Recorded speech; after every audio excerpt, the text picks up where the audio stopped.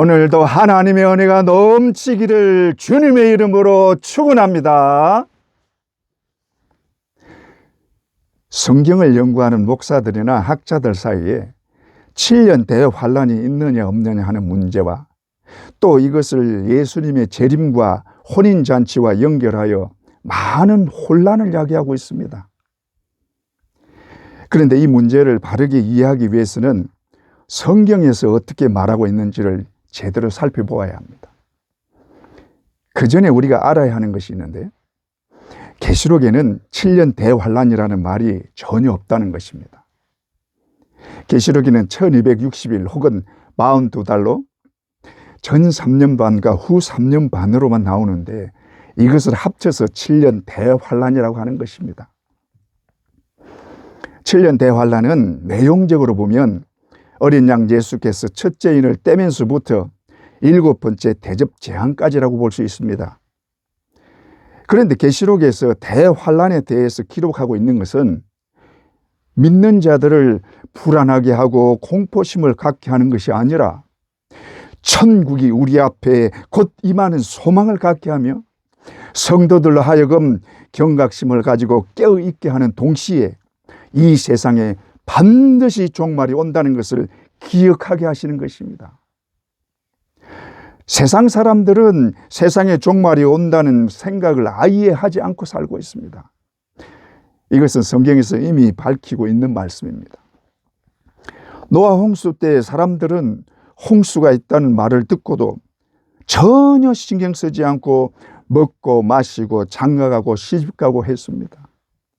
뿐만 아니라 심판이 임하는 것을 농담으로 여겼습니다. 창세기 19장 14절 롯이 나가서 그 딸들과 결혼할 사이들에게 말하여 이르기를 여호와께서 이 성을 멸하실 터이니 너희는 일어나 이곳에서 떠나라 하되 그의 사이들은 농담으로 여겼더라. 그런데 세상의 종말에도 세상 사람들은 이와 똑같이 그런다는 것입니다. 마태복음 24장 39절 홍수가 나서 그들을 다 멸하기까지 깨닫지 못하였으니 인자의 임함도 이와 같으리라. 그러므로 세상 사람들은 종말이 왔다고 아무리 말해도 듣지 않을 뿐 아니라 온갖 재앙이 닥치고 있어도 전혀 깨닫지 못하는 것입니다. 따라서 계시록에서 대환란을 말씀하시는 것은 믿는 자들에게 깨어있어 그 때를 대비하게 하기 위한 것입니다. 믿지 않는 자들처럼 아무것도 깨닫지 못하고 어리석게 당하지 말라는 경고요 당부인 것입니다. 그런데 이 7년 대환란으로 인해 성도들이 너무나 큰 혼란을 겪고 있습니다. 많은 학자들이나 목사들이 자기 나름대로 해석을 하면서 서로 다른 주장을 하고 있기 때문에 어떤 말을 믿어야 할지 헷갈리는 것입니다. 저도 그 중에 한 명이 될까 염려가 되지만 엉터리 해석에 속지 말도록 하기 위해서 성경에서 그 답을 찾게 하려고 하는 것입니다. 대부분의 엉터리 해석들을 보면 한 문장에만 초점을 맞추고 결론을 내려버립니다. 그러나 성경의 해석은 연결된 말씀도 봐야 하고 그 문맥의 흐름도 봐야 하는 것입니다. 하나 예를 들어보면 계시록 7장 9절에서 17절에 아무라도 능히 셀 수 없는 흰옷 입은 무리들이 나옵니다. 그런데 이들이 하나님의 보좌 앞과 어린 양 앞에 서 있다고 나오는데 이 한 문장으로 이들이 지금 천국에 있다고 말합니다. 9절 이 일 후에 내가 보니 각 나라와 족속과 백성과 방언에서 아무도 능히 셀 수 없는 큰 무리가 나와 흰옷을 입고 손에 종려가지를 들고 보좌 앞과 어린 양 앞에 서서 이들이 보좌 앞과 어린 양 앞에 있기 때문에 천국에 있다고 하는 것입니다. 그런데 계속해서 나오는 말씀을 보면 15절에 보좌에 앉으시니가 그들 위에 장막을 치시리니 만약에 지금 여기가 천국이라면 보좌에 앉으신 하나님이 이들 위에 장막을 칠 이유가 무엇입니까? 또 17절 어린 양이 그들의 목자가 되사 생명수 샘으로 인도하시고 여러분 우리가 천국에 가면 어린 양이 우리의 목자가 될 필요가 없습니다. 어린 양 예수는 천국에서 우리의 목자가 아니라 만왕의 왕으로 영광의 보좌에 앉아서 다스리는 분으로 계십니다.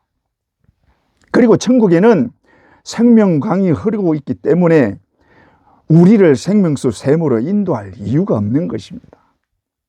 따라서 그들이 하나님의 보호하심 아래에 있는 것이요, 어린 양이 그들을 지키시는 목자가 되신다는 말입니다.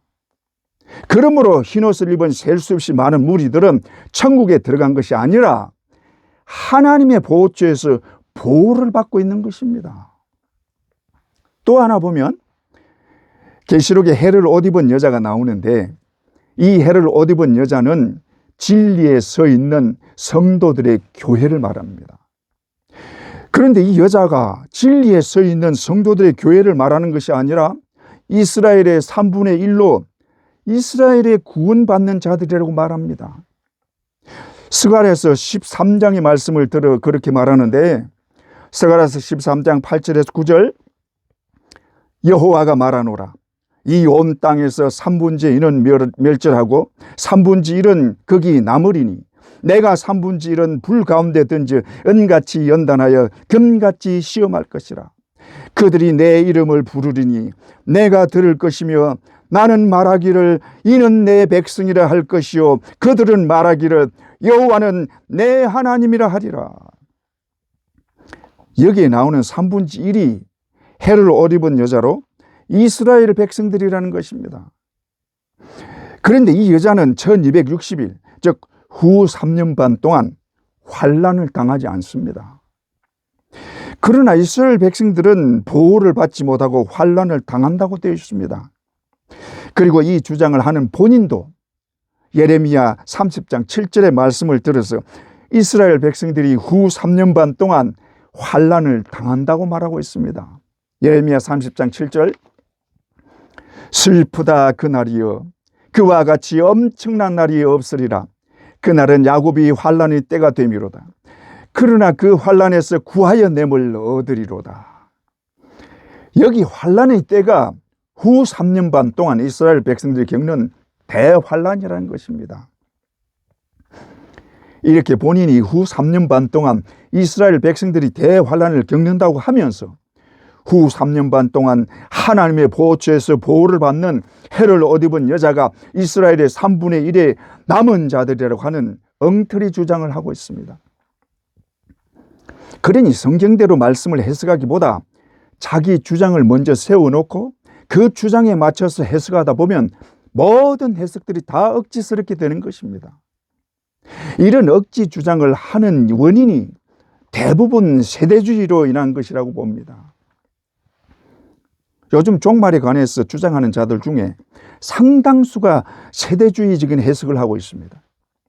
이 세대주의가 주장하는 대표적인 것이 7년 환난 전 공중휴거설과 7년 혼인잔치설입니다.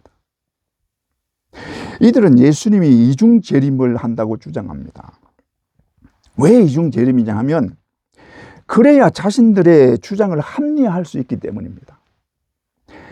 이들은 7년 환난 바로 전에 예수님이 공중에 재림하시고 이때 성도들은 다 공중으로 휴거되고 죽은 자들 또 살아나서 함께 7년 혼인잔치를 벌린다는 것입니다. 그리고 7년 혼인잔치가 끝난 후에 공중에서 지상으로 재림한다고 하므로 이중재림이 되는 것입니다. 이들은 구원받은 성도들과 이스라엘 백성들을 철저하게 구분하며 성도들은 7년 환난 전에 공중으로 휴거되고 7년 환난은 이스라엘 백성들만 당한다고 합니다. 그 근거로 고린도전서 15장 51절에서 52절을 말하는데 51절에서 52절, 보라 내가 너희에게 비밀을 말하노니 우리가 다 잠잘 것이 아니요 마지막 나팔의 순식간에 홀연히 다 변화하리니 나팔 소리가 나매 죽은 자들이 썩지 아니할 것으로 다시 살고 우리도 변화하리라. 그런데 이 고린도전서 15장은 계시록에서 말하는 예수님의 재림 때와는 전혀 맞지 않는 말씀인 것입니다.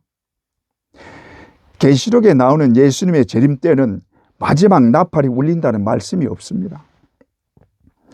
계시록에 예수님이 재림하는 말씀은 두 군데에 나오는데, 계시록 16장 15절 보라 내가 도둑같이 오리니, 또 계시록 19장 11절 또 내가 하늘이 열린 것을 보니 보라 백마와 함께 그것을 탄 자가 있으니 그 이름은 충신과 진실이라. 그가 공의로 심판하며 싸우더라. 이것이 예수님의 재림에 대한 계시록의 말씀입니다.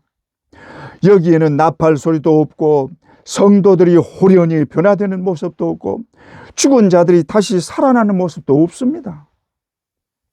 뿐만 아니라 고린도전서 15장은 재림에 대한 말씀이 아니라 부활에 대한 말씀으로 우리에게 부활의 산 소망을 주시기 위한 말씀인 것입니다.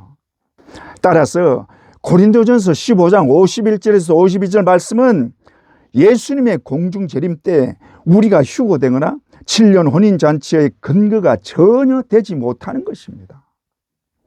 그런데도 이들은 계속 이런 주장을 하고 있기 때문에 성도들은 그렇게 믿을 수밖에 없는 것입니다. 그런데 이것이 어제 오늘 얘기가 아니라 세대주의가 워낙 오래됐고 뿌리 깊게 심겨져 있기 때문에 자연히 찬송가 가사에도 그렇게 쓰여진 게 있습니다. 그렇다고 이 찬송은 부르지 마세요 할 수가 없습니다.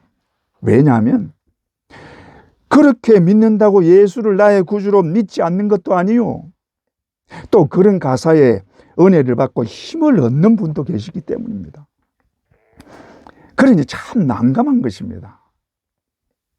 그처럼 우리 신앙에 알게 모르게 세대주의가 영향을 끼치고 있습니다. 그러나 이렇게 믿는다고 구원을 받지 못하느냐? 그것은 아닙니다. 우리는 하나님이 우리 죄를 사하시려고 그의 아들을 이 땅에 보내시고 그 아들 예수 그리스도가 우리 죄를 대신하고 십자가에 달려 죽으심으로 내 죄를 사하여 주신 것을 믿음으로 구원받습니다. 하지만 바로 이런 잘못된 해석들을 이용하는 것이 이단들이라는 데 문제가 있는 것입니다. 따라서 성경을 바로 알아야 하는 이유는 거짓 복음이나 이단 사이비에 현혹되어 넘어지지 않아야 하기 때문입니다. 그래서 7년 대환란에 대한 말씀을 제대로 알아야 종말의 여러 주장으로 혼란하게 하는 마귀의 전략에 흔들리지 않는 것입니다. 여러분, 하나님의 말씀은 분명합니다.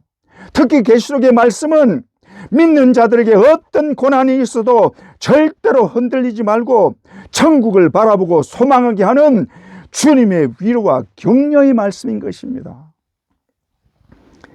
그래서 주님이 일곱 교회에 공통적으로 하신 말씀이 이기는 자에게 주시는 상이 있다고 말씀하신 것입니다. 계시록 21장 7절 이기는 자는 이것들을 상속으로 받으리라. 나는 그의 하나님이 되고 그는 내 아들이 되리라. 이기는 자는 이것들을 상속으로 받으리라고 하는데, 이것들은 앞에 나오는 새 하늘과 새 땅이요 거룩한 성 새 예루살렘 천국입니다. 여러분, 우리가 이 땅에서 믿음을 지키고 예수의 이름을 부인하지 않는 한 예수 그리스도가 끝까지 함께 하시고 새 하늘과 새 땅 영원한 천국에 다 들어가게 하십니다. 믿습니까? 우리 모두 예수의 이름을 굳게 잡고 새 하늘과 새 땅에 다 들어가는 복된 자들 되시기를 주님의 이름으로 축원합니다. 그런데 7년 대환란이라는 말은 나오지 않지만 7년 동안 있을 대환란을 좀 살펴보려고 합니다. 첫째로 7년 대환란이 없다고 하는 주장에 대한 것입니다. 이 주장의 대표적인 것이 무천년설과 후천년설입니다. 무천년설은 천년왕국이 별도로 있는 게 아니라 예수님의 부활로 사탄과 죽음의 권세를 굴복시키므로 사탄의 권세를 제한했기 때문에 하나님의 나라가 확장되는 시기가 되는데, 이때 즉 예수님이 승천하시고 재림하실 때까지를 천년왕국이라고 하는 것입니다. 다시 말해 복음이 전파되고 많은 사람들이 구원을 받게 됨에 따라 하나님의 나라가 확장되는데 이때가 천년왕국이라는 것입니다. 그리고 그때가 지금인데 이때를 교회 시대라고 부르면서 지금을 천년왕국으로 보는 것입니다. 그리고 예수님이 재림하시면 이 세상은 곧바로 종말이 오고 바로 끝난다는 것입니다. 그러니 7년 대환란은 있을 수가 없는 것입니다. 그래서 이들은 7년 대환란을 무엇으로 보느냐 하면 교회 시대에 있는 재난이나 박해가 대환란이라는 것입니다. 이들은 천년을 숫자적인 천년으로 보지 않고 상징적인 숫자로 보는 것입니다. 그래서 계시록에 나오는 숫자들을 상징으로 보는데 6은 불완전함, 7은 완전함, 10은 극한의 수, 12는 하나님의 백성의 완전함을 나타내는 완전수라고 보며 1000은 아주 크거나 긴 기간을 상징한다고 보는 것입니다. 이렇게 모든 숫자를 상징으로 보기 때문에 계시록을 해석할 때도 모든 말씀을 상징으로 해석하는 것입니다. 그런데 이렇게 말씀을 상징으로 해석하다 보면 하나님의 경고의 말씀이나 마지막 징조나 깨어있으라는 주님의 말씀을 예사로 생각할 수밖에 없는 것입니다. 그러니 이들이 마지막 환란에 대한 긴박함은 없으며 경고의 말씀도 예사로 여기는 것입니다. 따라서 깨어있는 신앙생활도 하기 어려운 것입니다. 또 후천년설도 마지막에 대환란은 없다고 보는 설입니다. 후천년설은 예수님의 재림이 천년왕국 이후에 이루어진다고 보는 것입니다.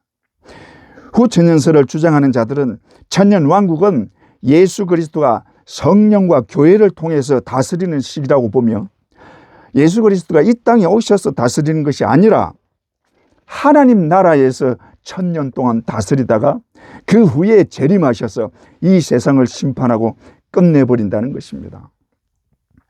그러므로 7년 대환란은 예수님의 재림 때 일어나는 것이 아니라 초대교회에 있었던 박해로 1000년왕국 바로 전에 잠깐 동안 있는 짧은 박해 시기로 보고 있습니다.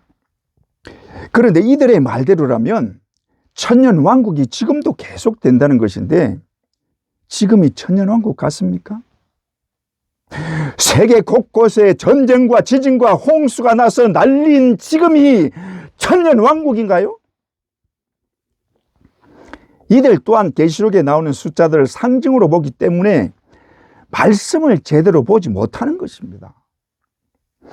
그런데 숫자를 상징으로 해석하지 못하도록 같은 숫자를 서로 다르게 표현한 것이 있는데 1260일과 42달입니다. 1260일과 42달이 같은 후 3년 반의 기간으로 나옵니다. 계시록 12장 6절 그 여자가 광야로 도망하며 거기서 1260일 동안 그를 양육하기 위하여 하나님께서 예비하신 곳이 있더라. 여기 1260일은 적 그리스도를 피하는 때로 후 3년 반입니다. 그런데 똑같은 후 3년 반을 42달로 표현합니다. 계시록 13장 5절 또 짐승이 과장되고 신성 모독을 말하는 입을 받고 또 42달 동안 일할 군세를 받으니라. 여기 짐승은 적 그리스도로 이 짐승이 42달 동안 전 세계를 장악할 권세를 받는데 이때가 후 3년 반입니다. 그러므로 1260일과 42달이 같은 후 3년 반으로 나타나는 것입니다. 그렇다면 1260일과 42달은 무엇을 상징하는 것입니까? 하나님이 같은 기간을 굳이 다르게 표현한 것은 그런 상징 운운하는 엉터리 해석을 못하게 하기 위한 것으로 봅니다. 그러므로 베드로가 말한 것처럼 말씀을 억지로 풀려고 하지 말아야 합니다. 따라서 세대주의처럼 7년 환란 전에 모든 성도가 휴거된다고 하는 것이나 숫자를 상징으로 보면서 7년 대환란이 없다고 하는 해석들은 우리가 받아들일 수 없는 해석들이요 받아들여서도 안 되는 것입니다. 요한계시록의 말씀은 제대로만 보면 결코 풀기 어렵거나 난해한 구절들이 아닙니다. 그리고 계시록의 말씀은 그대로 이루어지는 말씀입니다. 따라서 7년 대환난도 반드시 일어나는 것입니다. 믿습니까? 우리 모두 하나님을 신뢰함으로 말씀 그대로 믿는 복된 자들 되시기를 주님의 이름으로 축원합니다. 둘째로, 전 3년 반은 복음을 위한 기간입니다. 계시록에서 전 3년 반과 후 3년 반으로 나누는 것은 1260일 혹은 42달로 구분하는데, 1260일은 우리 달력으로는 3년 반이 채 못 됩니다. 그러나 유대 달력으로는 3년 반입니다. 이것을 7 나팔 재앙으로 보면 첫째 나팔부터 5째 나팔까지가 전 3년 반이고, 6째 나팔부터 7째 나팔로 주어지는 7 대접까지가 후 3년 반입니다. 계시록에서 7년 대환란은 7 나팔이 기준이 됩니다. 그래서 세계의 화를 말할 때도 5째 나팔이 첫째 화, 6째 나팔이 둘째 화, 7째 나팔이 셋째 화인 것입니다.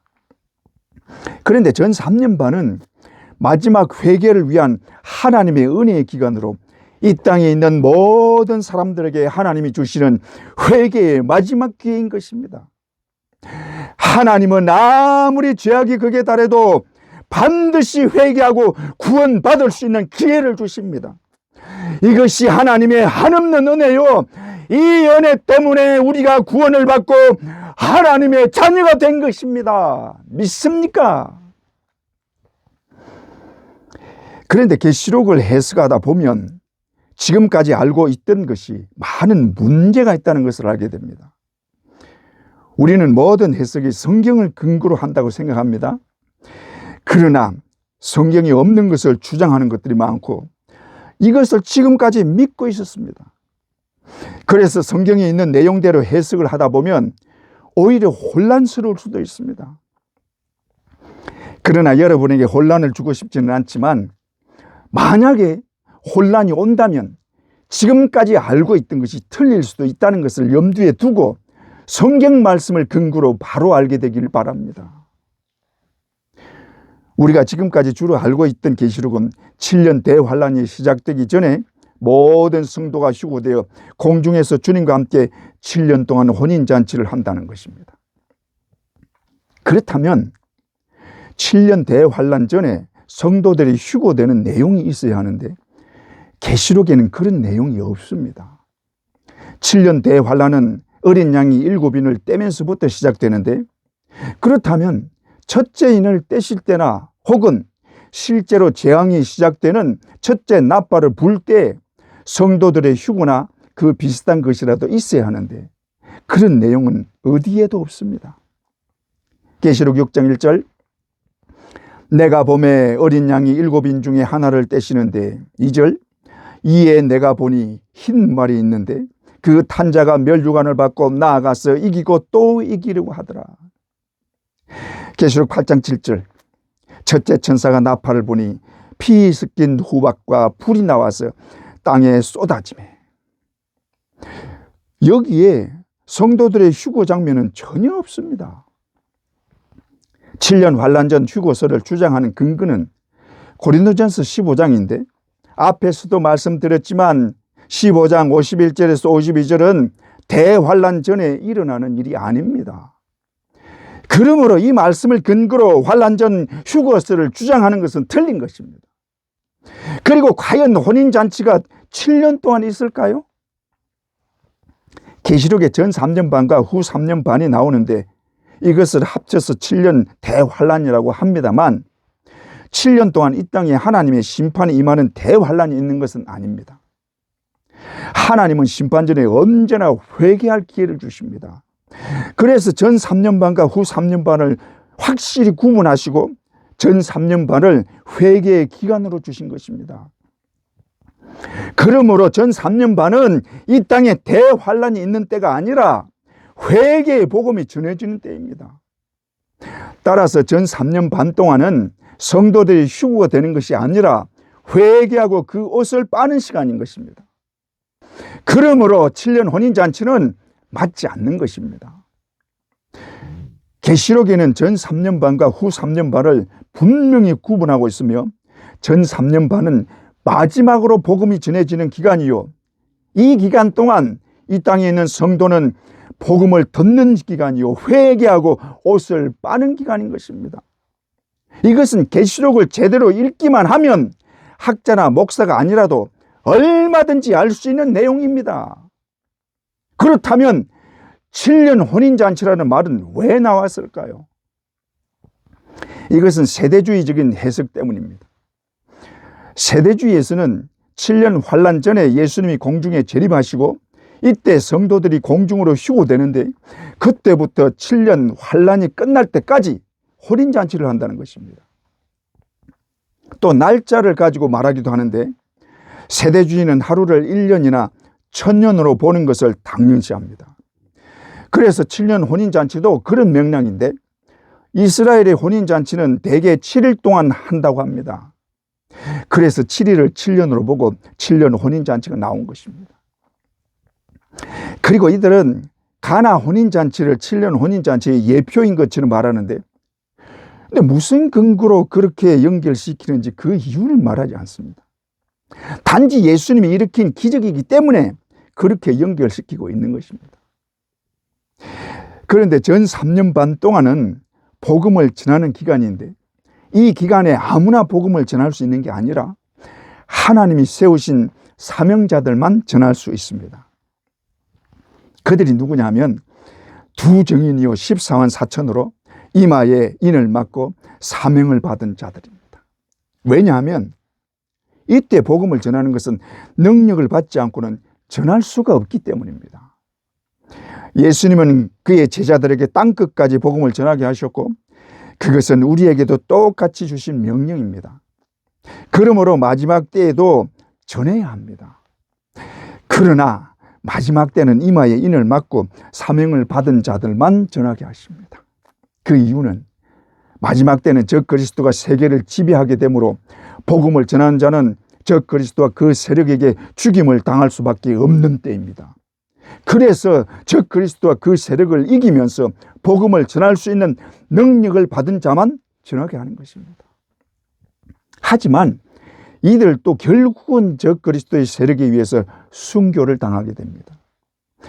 그러므로 복음을 전하는 자들은 순교를 당해야 하기 때문에 순교가 허락된 자들만 전할 수 있다는 말입니다.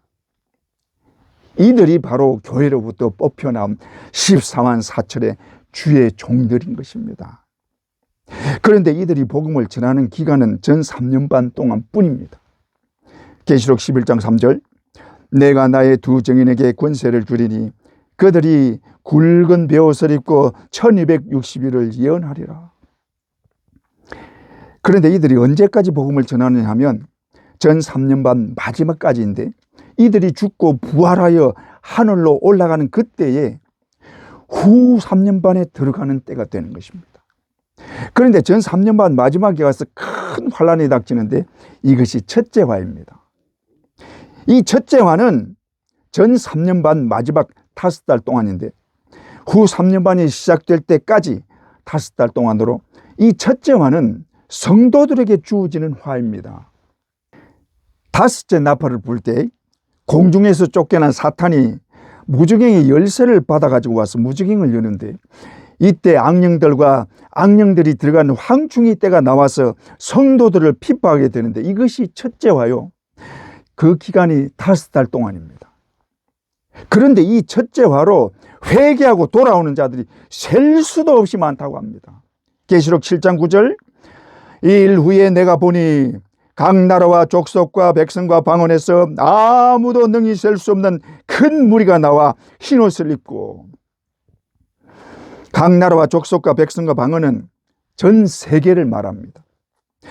그런데 이들이 누구라고 하느냐 하면 14절 그가 나에게 이르되 이는 큰 환란에서 나오는 자들인데 어린 양의 피에 그 옷을 씻어 휘게 하였느니라. 여기 큰 환란은 첫째 화를 말하는데 이들은 첫째 화를 통해 어린 양의 피로 그 옷을 씻은 자들로 회개하고 돌아오는 자들입니다. 그런데 이때는 14만 4천의 사명자들이 복음을 전하고 있을 때입니다. 그러므로 사명자들의 복음 전파로 이렇게 많은 자들이 회개하고 주 앞으로 돌아온다는 것입니다. 따라서 하나님이 전 3년 반과 후 3년 반으로 나누신 이유는 수많은 사람들이 회개하고 돌아오게 하기 위한 하나님의 마지막 은혜인 것입니다. 그런데 마지막 때에 아무도 능히 셀 수 없는 큰 무리가 전 세계적으로 회개하고 돌아온다는 것은 마지막 때에 하나님의 은혜가 얼마나 엄청나게 부어지는지 알게 하는 것입니다. 지금까지 이렇게 많은 자들이 회개하고 돌아오는 때는 없었습니다. 하나님은 마지막 대환란 때에 구원의 문을 더 이상 열 수 없을 정도로 활짝 열어놓고 수많은 사람이 구원을 받을 수 있도록 은혜를 쏟아 부어주시는 것입니다. 요엘이 예언한 것처럼 주의 이름을 부르고 돌아오는 것입니다. 요엘서 2장 31절에 32절, 여호와의 크고 두려운 날이 이르기 전에 해가 어두워지고 달이 핏빛같이 변하려니와 누구든지 여호와의 이름을 부르는 자는 구원을 얻으리니. 하나님은 마지막 때에 한없는 은혜를 쏟아주셔서 전 세계적으로 회개의 역사가 일어나게 하시고 아무도 능히 셀 수 없는 큰 무리가 돌아오게 하십니다. 그리고 그들과 함께 이 땅에 있는 모든 자녀들이 하나님의 보호를 받고 다시는 줄이지도 않고 목마르지도 않고 뜨거운 기운에 상하지도 않게 하십니다.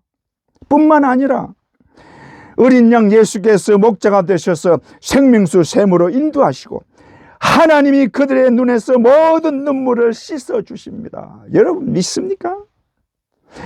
하나님이 이 세상에서 흘린 나의 눈물을 닦아 주십니다. 할렐루야.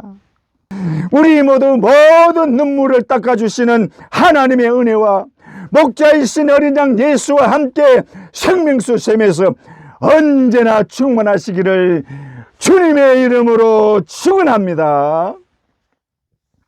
셋째로, 후 3년 반은 최종 심판을 위한 기간입니다.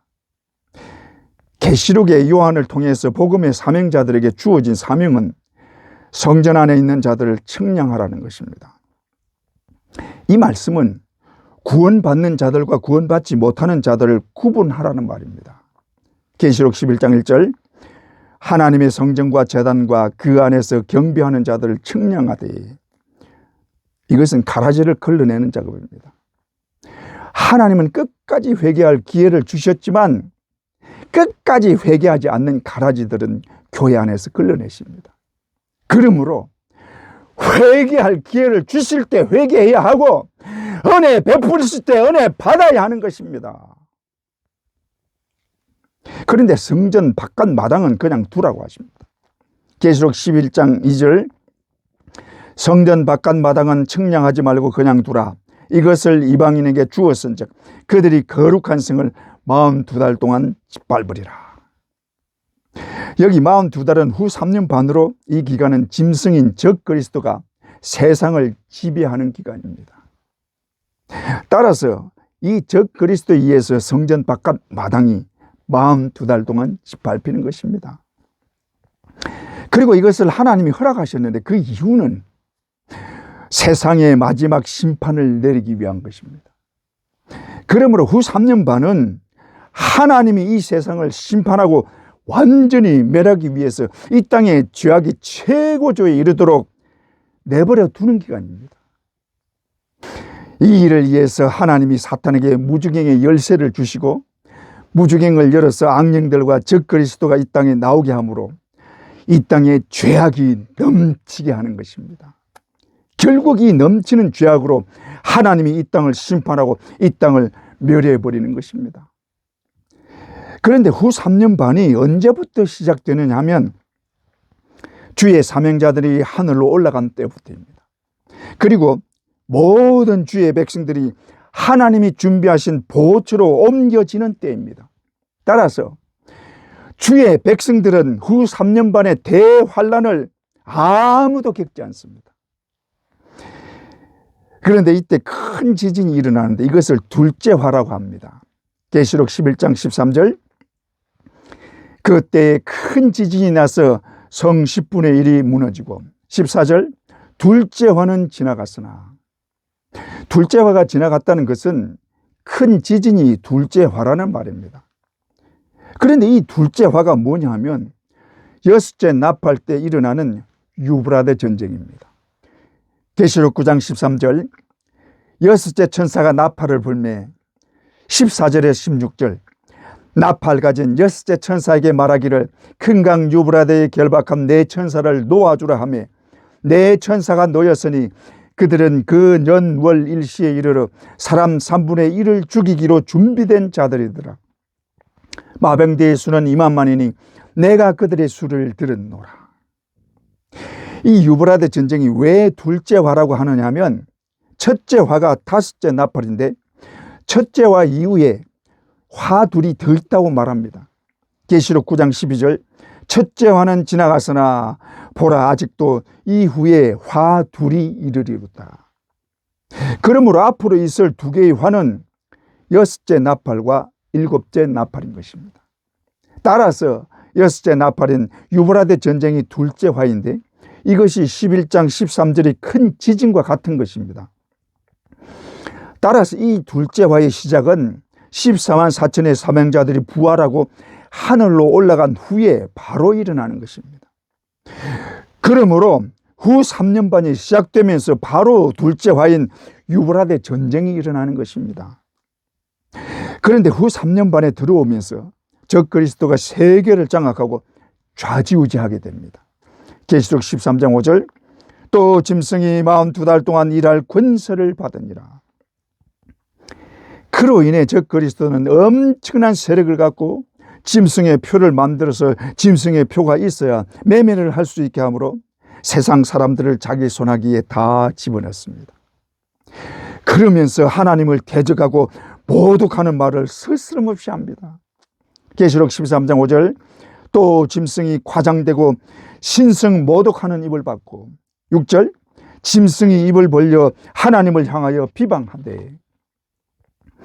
그런데 이 짐승을 돕는 다른 짐승이 있는데 거짓 선지자입니다. 계시록 13장 11절에 12절, 내가 봄에 또 다른 짐승이 땅에서 올라오니 어린 양같이 두 뿔이 있고 용처럼 말을 하더라.